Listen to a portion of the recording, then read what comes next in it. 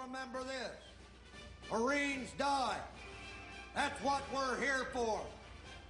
But the Marine Corps lives forever. And that means you live forever.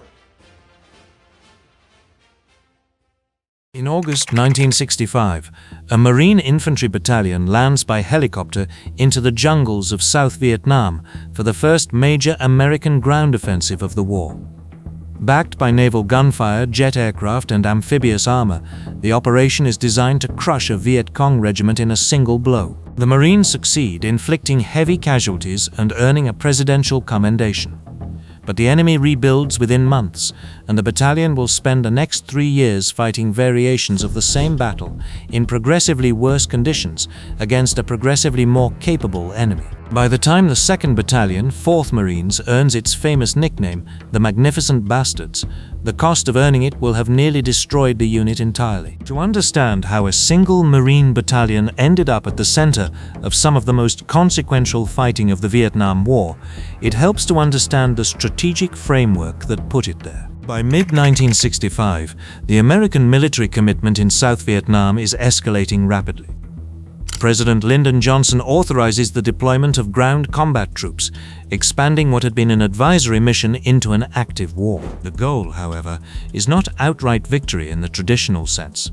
Johnson wants to prevent a North Vietnamese takeover of the South while avoiding any action that might provoke Chinese intervention, as had happened in Korea. This means no invasion of North Vietnam, no ground operations in Laos or Cambodia, and a ground war confined almost entirely to South Vietnamese territory. These political constraints shape the military strategy.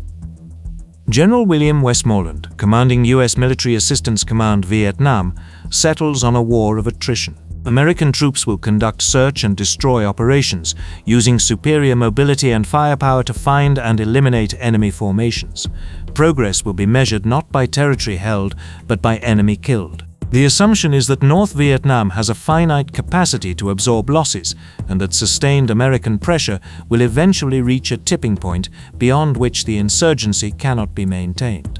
It is a strategy that requires American units to seek out the enemy aggressively, often in terrain that favors the defenders. For the Marines operating in I Corps, the northernmost region of South Vietnam, the situation has an additional complication. The Marines' senior leadership, particularly Fleet Marine Force Pacific Commander Lieutenant General Victor Krulak, believes the war should be fought through counterinsurgency and pacification of the coastal population. Westmoreland wants conventional operations against main force enemy units. This institutional disagreement will shape the Marines' experience for the duration of the war, pulling units between competing priorities that are never fully reconciled. The 2nd Battalion, 4th Marines arrives in this environment, carrying a lineage that stretches back to 1914. The 4th Marine Regiment had been part of the doomed Last Stand defense of Corregidor in 1942, where it was effectively destroyed, its colors burned to prevent capture, and its surviving members imprisoned for years. The regiment was reconstituted after the war, and by the early 1960s the 2nd Battalion is stationed in the Pacific as part of the 3rd Marine Division. In June 1964, a new battalion commander takes over who will leave a permanent mark on the unit's identity. Lieutenant Colonel Joseph R. Fisher, known as Bull Fisher, is a decorated combat veteran with a Silver Star from Iwo Jima and a Navy Cross from Korea, earned while serving under the legendary Louis B. Puller. On the day he assumes command, Fisher reportedly calls his Marines a bunch of magnificent bastards. The phrase sticks. 2 years later, during active combat operations, Fisher's successor, Lieutenant Colonel A. E. Bench, formalizes the nickname in a battalion order. It is not the last time the name will be validated, though the circumstances will be considerably less cheerful. The battalion's first major test comes on 18th August 1965, with Operation Starlight, the first purely American offensive of the war. The operation is built around a classic hammer and anvil concept. The 3rd Battalion, 3rd Marines under Lieutenant Colonel Joseph Muir, will make an amphibious landing near the Van Tuong village complex south of the Chu Lai Air Base. Fisher's 2 quarters will be inserted by UH-34 Seahorse helicopters into landing zones to the west, blocking the Viet Cong's escape routes inland. The plan originates from intelligence provided by the South Vietnamese I Corps commander, Major General Non Chan Thi, who reports that the Viet Cong 1st Regiment is massing to attack Chu Lai. 3 Marine Amphibious Force Commander Lieutenant General Louis Walt seizes the opportunity. Sending 2 battalions against an enemy regiment of 1,500 is a calculated risk. Walt requests a 3rd battalion, 3 7th Marines from the Special Landing Force in the Philippines as reserve. The amphibious task force is 720 miles away at Subic Bay, and its transit time sets 18 August as the earliest possible date. The operation is originally designated Satellite, but a generator failure leaves a clerk typing orders by candlelight, and the name comes out as Starlight.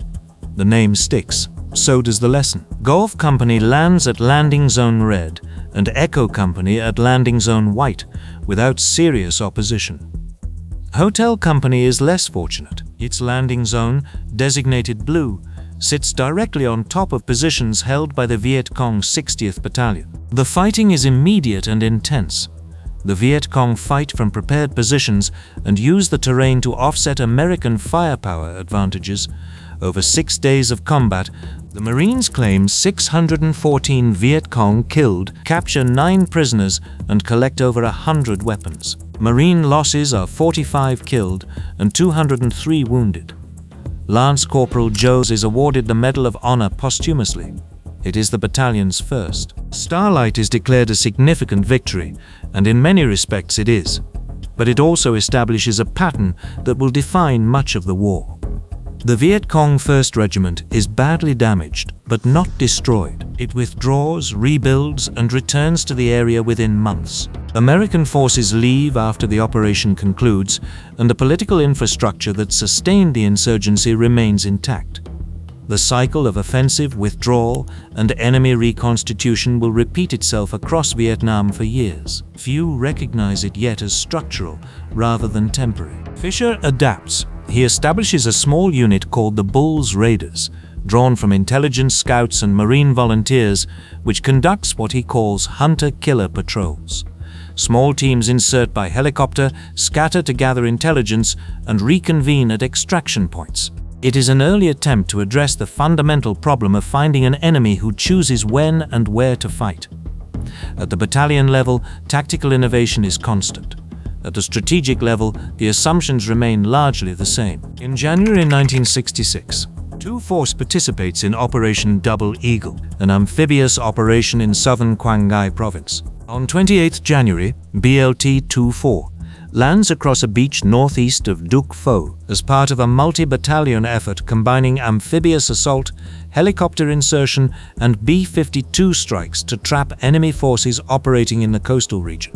The concept is ambitious. The results illustrate the gap between operational ambition and strategic effect. The Marines land, sweep the area, and inflict casualties on local enemy forces. But Krulak concludes that operational details have been leaked and the enemy's main body withdraws intact. His assessment is blunt. The Marines sweep through an area and then depart, and the Viet Cong simply resurface and resume control. It is a criticism of Westmoreland's entire approach, and it will not be the last time it is made. The body count from Double Eagle looks respectable on paper. The strategic effect is negligible. It is an early indication that the metrics being used to measure progress may not be measuring the things that matter. Still, by mid-1966, the nature of the war in Northern I Corps is changing in ways that make the pacification debate partially academic. The Viet Cong insurgency in the coastal lowlands is being supplemented, and in some areas replaced, by regular North Vietnamese army units crossing the demilitarized zone in conventional strength. In late June and early July, Marine reconnaissance patrols south of the DMZ begin encountering uniformed NVA soldiers. On the 6th of July, South Vietnamese troops capture a soldier near the rock pile, a prominent terrain feature in Quang Tri Province, who identifies himself as a member of the 812th Regiment of the 324B Division. He confirms that the entire division has crossed into South Vietnam. The war in Northern I Corps is no longer an insurgency. It is becoming a conventional fight. The Marine response is Operation Hastings, launched on the 15th of July 1966. Task Force Delta, commanded by Brigadier General Lowell English, includes 4 infantry battalions. 2 4th Marines is among them. The plan calls for the battalion to advance along high ground toward the suspected command post of the 324B Division on Hill 208, while 3 4 Marines establishes blocking positions in the Songgan Valley. The fighting is severe. General Walt later describes the NVA encountered during Hastings as well-equipped, well-trained, and aggressive to the point of fanaticism. Hastings concludes on 3rd of August with an estimated 800 NVA casualties, and the 324B Division appears to withdraw back across the border. The operation is considered a success, but the qualification matters. The NVA division has not been destroyed. It has retreated to regroup, re-equip, and return. The DMZ is permeable, and the enemy's capacity to regenerate is consistently underestimated by American planners. It is a pattern that will repeat itself throughout the war. Operation Prairie follows immediately, commencing on 3rd of August 1966 as a longer-term effort to block NVA infiltration. It is during Prairie that Captain Howard Lee of Echo Company 2 4 Marines earns the Medal of Honor. On 8th August, one of Lee's platoons is ambushed and surrounded by a large NVA force near Cam Lo while operating deep in enemy territory. The platoon has taken heavy casualties and lost its leadership. Lee volunteers to fly in with 7 Marines to reinforce the position. The helicopter descends into heavy fire, and Lee jumps from 5 feet above the ground. He takes a round through his ear on the way down. He finds the platoon commander dead and the platoon sergeant badly wounded. Over the next 6 hours, Lee organizes the defense, directs supporting fires, and holds the position through repeated NVA assaults, despite being wounded by grenade fragments in multiple areas of his body, including his eye. The small group of Marines holds through the night and is evacuated the following morning. Lee later receives the Medal of Honor from President Johnson. It is the battalion's second. The overall cost of Prairie is considerable.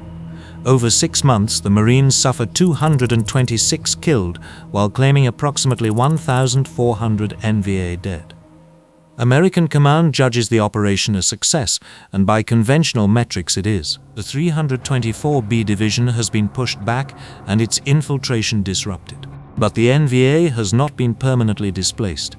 It has been pushed back across a border it can recross at will, and its losses are replaceable from a population of roughly 20 million, with 200,000 North Vietnamese men reaching draft age each year. And the effort to defend the DMZ has drawn Marine forces away from the pacification work in the coastal lowlands that Krulak and others believe is strategically more important. The competing demands of border defense and population security are never reconciled. The Marines are stretched between them. By mid-1967, the situation along the DMZ intensifies considerably. North Vietnam deploys 3 divisions totaling an estimated 24,000 troops along the border. The key terrain feature in the Marine defensive scheme is Con Thien, a hilltop firebase 3 kilometers from North Vietnam.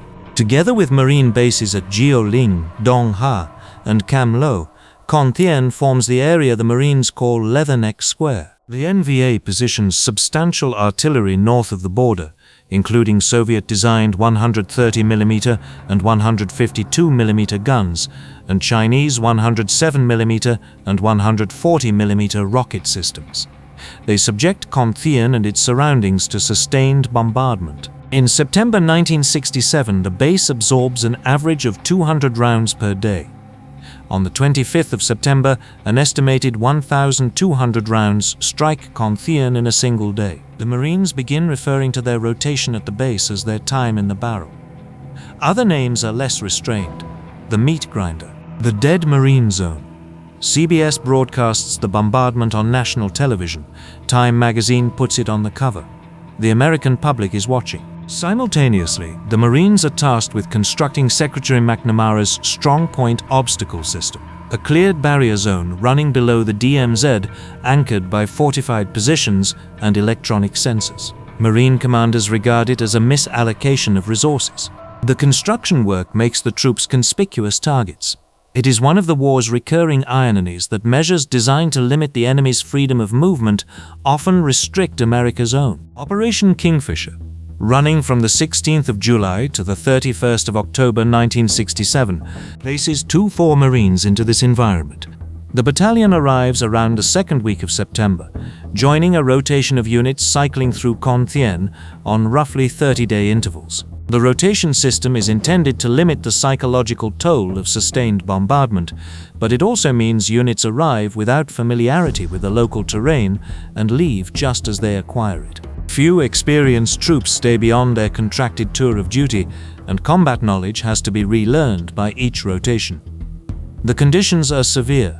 Monsoon rains reduce the landscape to red mud. Helicopter resupply and medical evacuation are frequently disrupted by weather and ground fire. Wounded Marines sometimes wait hours or days for extraction. On the 21st of September, Companies Echo, Fox, and Golf of 2-4 conduct a sweep east of Con Thien, below the trace, and encounter a well-prepared NVA force near Phu Ok.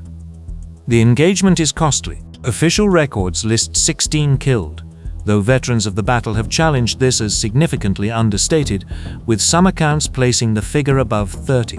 The discrepancy is not unusual for Vietnam-era reporting, but it underscores the gap between institutional record-keeping and the experience of the men doing the fighting. Adding to the problem, the M16 rifle is proving unreliable in the humid, muddy conditions of the DMZ. Marines report frequent jamming. They are told they are not maintaining their weapons properly. The actual cause, as a congressional investigation will later confirm, is a design and manufacturing deficiency. A weapon intended to give American infantry a technological edge is instead leaving some of them defenseless at the worst possible moment. On the 14th of October, NVA artillery strikes the battalion's position around a crossing point between the C2 strongpoint and Con Thien. The Marines call it Washout Bridge. After this night, they will call it Bastards Bridge. A large NVA force, estimated at 2 companies, moves toward the battalion's lines in darkness. Marine snipers using Starlight scopes detect the enemy massing, and the battalion's M48 tanks open fire with beehive rounds. The NVA penetrate the wire around Gulf Company's position, overrun the company command post, and kill the company commander, Captain Jack Phillips, his forward observer, and 3 platoon leaders. The 3 lieutenants have just arrived in country. The NVA are eventually repelled, but the cost in junior leadership is severe. On 25 to the 27th of October, the battalion fights again at Hill 48, absorbing further casualties. By the time Kingfisher concludes on the 31st of October, 2-4 has been ground down. The battalion entered the operation with 952 Marines. 6 weeks later, roughly 300 remain fit for duty. Total Marine casualties across all Kingfisher units are 340 killed and over 1,400 wounded. The NVA are claimed to have lost over 1,100 dead. Westmoreland declares the fighting around Con Thien the heaviest exchange of conventional firepower in the history of the war to that point. Still, the figures do not tell the whole story. In response to the bombardment, Marine artillery fires over 12,000 rounds, Navy ships fire over 6,000, and more than 5,200 air sorties strike NVA positions. The expenditure of ordnance is enormous, but the NVA achieves a strategic objective simply by forcing the Marines to defend the DMZ in strength, drawing American combat power away from the population centers to the south. The Marines are defending ground that the enemy can choose to attack or bypass at will. It is attrition, but the question of who is attriting whom is less clear than American command acknowledges. What follows is a period of rebuilding that is cut short almost immediately. In January 1968, the North Vietnamese launched the Tet Offensive, a coordinated series of attacks across South Vietnam that catches American forces off guard and shatters the public narrative of progress. Just weeks earlier, Westmoreland had told the American public that the enemy's ranks were thinning and that the end was beginning to come into view. Tet demonstrates otherwise. In Saigon, NVA sappers breach the U.S. Embassy compound. In Hue, Marines and ARVN fight for nearly a month to recapture the ancient capital. In the north, the Marine outpost at Khe Sanh comes under prolonged siege. The political and psychological effects are enormous. Although the offensive is a military failure for the North Vietnamese in most respects, it destroys American confidence that the war is being won. In the aftermath, the Marines are repositioned to meet continuing threats along the DMZ. By early March 1968, BLT-24, under the command of Lieutenant Colonel William Wise, relieves BLT-31 in the Cua Viet sector.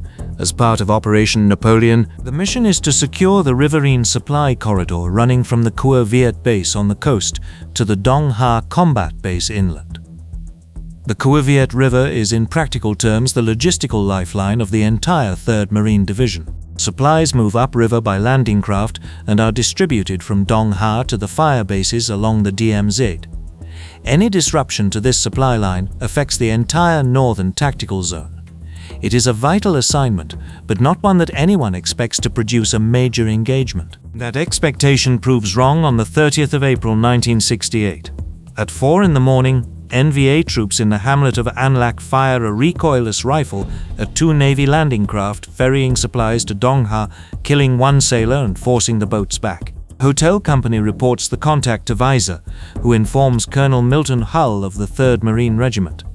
What neither officer yet understands is the scale of what they are facing. At least 4 NVA battalions from the 320th Division have infiltrated past ARVN screening forces and occupied a cluster of fortified hamlets around Dai Do, just 2.5 kilometers from the Dong Ha combat base. The division's command post is nearby. 2-4 has stumbled directly onto the staging area for a major NVA offensive, part of the broader post-Tet campaign along the DMZ. Major General Rathwan Tompkins, commanding the 3rd Marine Division, faces a difficult decision. He cannot be certain whether Dai Do is the main effort of the anticipated May offensive or a diversion for a larger attack elsewhere. The 64th NVA Regiment has established positions along Highway 1 to block Marine units in the Kentucky sector to the west. The 48th Regiment is blocking ARVN battalions near Lineage. Elements of the independent 270th Regiment threaten shipping in the Cua Viet estuary.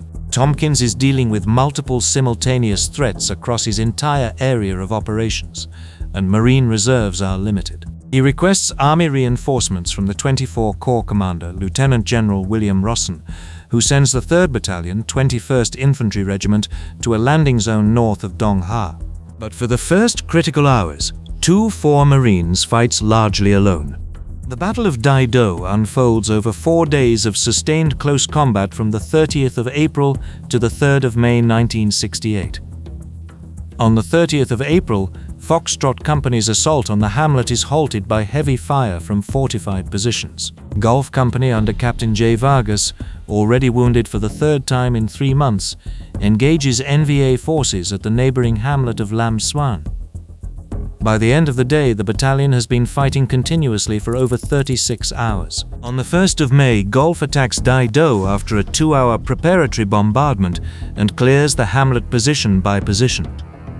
On the 2nd of May, Echo Company under Captain James Livingston attacks northeast from An Lac into heavy NVA fire, while Gulf moves to compress the enemy between converging forces. The Marines clear bunkers with white phosphorus grenades, satchel charges, and M72 light anti-armor weapons. An ARVN mechanized battalion is assigned to establish blocking positions to the west, but coordination is imperfect and the NVA retains avenues of withdrawal. Weiser is wounded on the 2nd of May and evacuated, passing temporary command to his operations officer, Major Fritz Warren. BLT-13 Marines relieves 2-4 and sweeps through the remaining hamlets without resistance. The 320th Division retreats across the DMZ. The cost is staggering. The Marines lose 81 killed and nearly 300 wounded in the battle. Of the roughly 600 Marines who entered the fight, only 195 remain on their feet when the battalion withdraws to Mai Sa Shan. The casualty rate approaches 68%. The NVA leave at least 600 dead in the immediate area, with estimates running considerably higher when the surrounding terrain is accounted for. The recognition that follows is commensurate with what the battalion has endured. Captain Livingston and Captain Vargas each receive the Medal of Honor, Lieutenant Colonel Weiser receives the Navy Cross. Numerous other awards for valor are distributed throughout the unit. The Purple Heart, as veterans later observe, functions essentially as a unit decoration.